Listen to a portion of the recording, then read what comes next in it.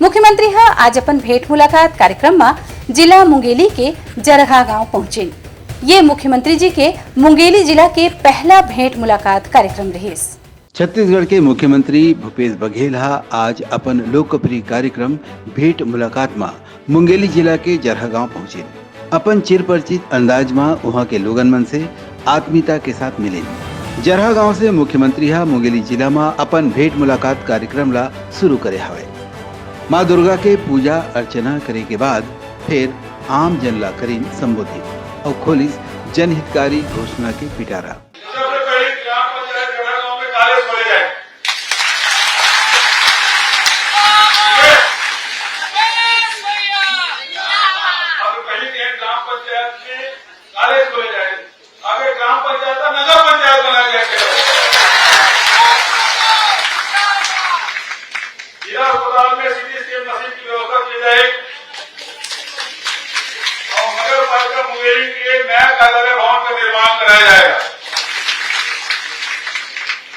मुंगेली जिला मुख्यालय में स्विमिंग पूल है 50 लाख रुपए की घोषणा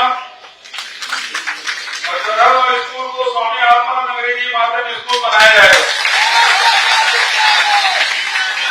मुख्यमंत्री जी अपन चिर परिचित अंदाज में कहिन कि सब्बो जन अपन आधार कार्ड ला APL BPL कार्ड में लिंक करा लो, कोनो छूट ना नहीं चाहिए। Bureau report Uttarakhand.